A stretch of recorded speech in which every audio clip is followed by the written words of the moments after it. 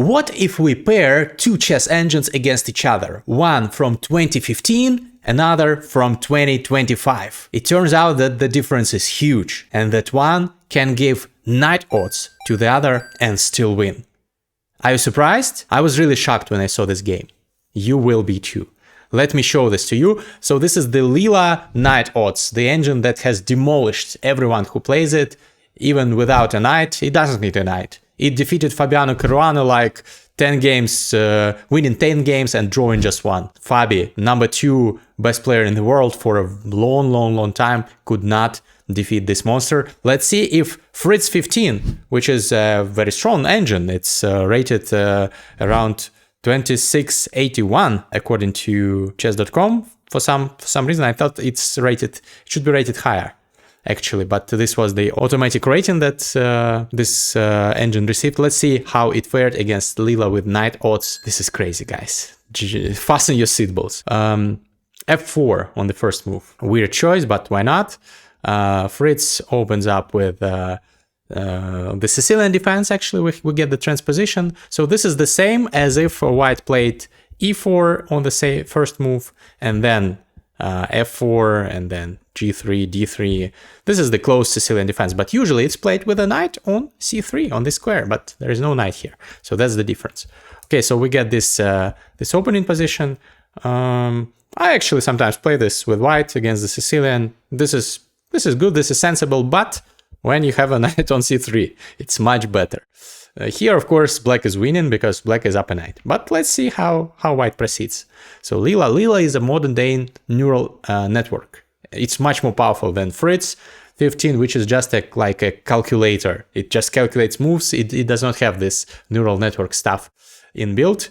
But Fritz defeated Garry Kasparov and Vladimir Kramnik in matches, so it's a very strong program, and it's a program from 2015, so it's not a program from prehistoric times. 2015 was already the time when engines beat humans ruthlessly. So okay, we get these castles, all normal, all standard, h3. h3 is a very useful move here that Leela makes. It prepares g4 and then putting the knight on g3, which is a standard plan in such positions, and then attacking with f5, g5, maybe h4, h5. You will see this in the game. Very standard plan, just caveman style, attacking. Me push pawn, me attack. Okay, what does black do? Queen b6, sensible, exploiting the fact that this diagonal is a little bit weak for white because white pushed the f pawn. King h2, also standard move. You should tuck your king in the corner to avoid any discovered checks on this diagonal. Okay, black finishes development. c3. c3 is also useful, controlling the movement of that knight. a5, a4. A very positionally acute decision, I think, very sensible, preventing black from expanding on this side of the board, because this is obviously what black intends to do. Most humans would go g4 here, of course, and try attacking, then go here, push pawns, but that would allow some counterplay for black, so white first prevents this pawn advancement, and what's important is that the b pawn cannot easily advance just yet because the queen is blocking his way. Okay, rook c8, g4, h6. h6 is a sensible move to stop g5 for the time being. Knight g3, that's what I told you will happen. Bishop e6. Bishop e6 is a subtle move. It controls this square, but also it prepares c4, trying to open up the position, because the position is currently closed. And when you are up material, you don't want to keep the position closed, because at some point you will need to open it up to trade some pieces, to break through, and to exploit your one-piece advantage, which is huge, of course, at such level. Okay, rook f2. Rook f2 is a subtle move. Not clear what it achieves. Actually, I struggle to understand it. Maybe in some future, if the bishop comes here, the rook will not be hanging. That's why rook f2. I don't know. Computer chess, guys. Bishop b3, attacking the queen. Now the queen moves. And now knight d7, rotating this knight to open up this diagonal for the bishop. Black is doing everything correctly. It's still like -3, huge advantage for black, of course, because black is up a piece. h4, white is desperately going for an attack, trying to push those pawns, trying to create some chaos on the board, because whenever you are down material, you should attack your opponent and create chaos. c4. c4 is an interesting try. If we take here, then there is this move bishop d1, which is crazy. And the queen is stuck guarding this rook. So if it takes bishop, black king, queen takes that rook. And if white queen doesn't take the bishop like this, for example, retreating, then this pawn, this important pawn will be lost.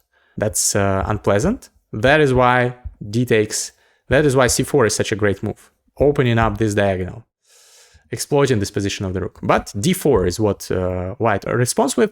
And here black, fritz is very powerful machine. Sacrifices the bishop. And surprisingly, probably leela saw this. Leela just moves the rook, just gives up the d4 pawn, an important central pawn.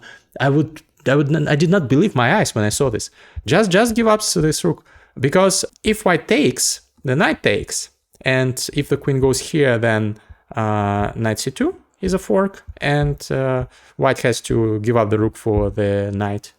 And if white goes here, then again knight c2, attacking the rook. If I go here, this traps the rook. The rook has no squares, and again white has to give up the rook for the knight. And then this is hanging, and black has 4 extra points of material because black is up in exchange and 2 pawns, very easily winning for an engine. So this is why white does not go for this line. Instead, white just retreats the rook, and now black is up a knight and a pawn. How is white going to break through? Black retreats. Now this was also an important central pawn. I wouldn't think I wouldn't bet on white in this position, but you will see something will happen. g5. So the attack continues. Of course, black can respond with h5, but then in some future this sacrifice could be very sound to attack. So instead, black decides to trade, which is also perfectly normal. And this king is on the h file, so probably if black can do this, black can try attacking white, because white's king is also a little bit vulnerable here. But okay, we will see. Knight c5, trying to activate the knight, maybe put it on d3. Very sensible, very logical moves, even though an inaccuracy according to the modern day stockfish. Bishop e3, pinning this knight, not allowing it to get active. e6, f5. Now we go all in. We are down a piece and a pawn. We need to go all in. We want to push this pawn down black's throat with f6, killing this bishop. So, of course, it's unpleasant. Black tries to activate the bishop before f6 happens, and also pins this knight. So, it's logical. King h1. This is a crazy move. You see, this king is defending, is protecting this knight. But white just moves the king, saying, take me. Now you are up 2 knights and a pawn. 2 knights and a pawn, 7 points of material, and still the game continues. Rook f3. Now the bishop is hanging. The bishop retreats, which is an inaccuracy, and black has already lost almost all of the advantage, even though black is up 7 points of material. The best move here, you will not guess the best move. So the best move here is to take the pawn, just leave this bishop b, and if I go here, then f4. Just giving up this pawn, not allowing white to take like this and attack black. Instead, f4, just give up the pawn. And now king g7. As I told you, this could happen. Yes, this happened. Now black is completely winning. White is 1 piece down. Also, this is annoying, potentially. White's king is not feeling comfortable, and there is no attack on the black king. But this is what Stockfish sees. Fritz 15 is not as strong as Stockfish. It does not see this. So after rook f3, attacking the bishop, bishop e5. This was what Fritz goes for, and f6. Now this bishop is locked in. And now if white can magically teleport the queen to g7, black will be mated. So, and one idea is this, and this, for example. So this could happen, but it takes time. Black has some chances to fight, but only for a draw. Surprisingly, this is no longer winning according to Stockfish. And the only move that holds the equality for black here is queen d8. Because there are some ideas of taking here, because this pawn is too important. It's definitely worth a piece. And one variation that Stockfish shows is so crazy. Let me show it to you. Queen f2. So what I said, this is the idea. Knight takes e4. This pawn was undefended. Now the queen is hanging. Of course, queen h4 still I want to go here and here, and also this knight is hanging. And here, this is the craziest move. You will never think of this move. Knight e7. Knight e7. Just going where it could be taken, and then this could be taken, but this is still equal. So if I take here, knight f5, and yeah, I will not show you the line till the end. It's unreal to find it. And if I take here instead, black is winning, actually. Even though I can take 2 pieces, and now material is equal, but king g7. And the attack comes from this side of the board, and white is losing because white's king is too weak, and black is up a couple of pawns as well. So this is one sample variation that could have happened. So queen d8 was the best move here, but both sides were playing blitz, and Fritz did not have too much time to calculate all the variations. Otherwise, it could have probably calculated queen d8 and found a draw. Instead, Fritz went for knight b4. Knight b4, counterplay from the other side. And it's already losing, but you have to be very precise to exploit this. So if white takes, which is not the best move, it's a draw. Because queen b4, and somehow the queen is now active, and the bishop can sack itself via this square. So queen f2, for example, takes. Not takes? Interesting. Actually, the engine now says that it's still winning. But on low depth, it said that this is fine. Takes, knight e4. Attacking the queen and the pawn, but somehow it's still winning because yeah, the attack rages on. But this would have been better. But white is not obliged to take this knight. I don't have to take the knight. I want to checkmate you. I just go rook h3. Rook h3, preparing to pile up on this file. Maybe go like this, and checkmate like this. So this pawn is not even necessary for such checkmate. Knight d3, queen g4. I want to go queen h4.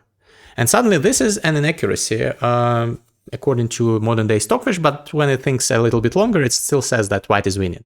Even though black is up 7 points of material, 2 pieces and a pawn. Marvelous knights, fantastic beasts. This bishop, dark squared bishop, is a monster. And still, white is winning because white is leela, the godly, otherworldly creature that does not need even extra pieces. It doesn't need pieces at all. So queen h4 is an idea, and it's unfortunately for Fritz unstoppable. Fritz goes for crazy complications. Fritz goes knight f4, trying to sacrifice a knight, which loses, but there are other options lose as well. And white takes, but the idea is not to take back, because then queen h4, queen f6, queen f6, queen h6, and queen g7 is unstoppable. But instead, I don't take. I go here. And this is very clever, because if I continue with my plan going like here, then knight f2 is a check and a fork, and I win the rook. The queen is defending the knight. And if I take here, knight f2 is a fork, royal fork, forking even the queen. So I cannot do neither of those, but here leela correctly sacrifices the rook. As they say, rook takes d3. Rook takes d3, and this knight was the only active piece. Now it falls. Now black is still up a tremendous amount of material. Now black is up a rook and a pawn, but just queen h4. Again, queen h6 is coming. So black tries to do something to take at least this pawn, this annoying pawn, and then go queen d8, attacking this pawn. Now queen h6 would not work because the queen has to stay guarding this pawn, but this is still winning. Just bishop f3. The plan of white is so sneaky and so disgusting. you will enjoy this. So what's the idea behind bishop f3? I would not be able to understand it at first, and then I realized, like, the idea is to put the king on g2 and the rook on h1, and just to checkmate like this. Or like this. This is the idea. And it's unstoppable. So bishop d5, a desperate attempt to just give up a piece for I don't know what. King g2. I don't need to take your stupid bishop. I execute my plan of rook h1. Queen b6, trying to go for some counterplay. Okay, whatever. Rook h1. You can take my pawn with check. I go here, and the mate threat is unstoppable. This is unstoppable. Black gives up the queen, and it's over. Here black resigns.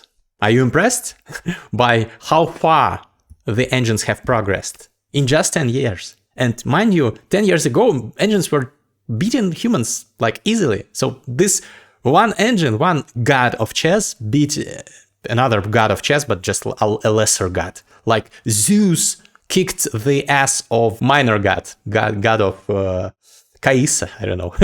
But it would be not good to beat up a woman like that. So I disapprove of it. See you in the next one. Bye bye.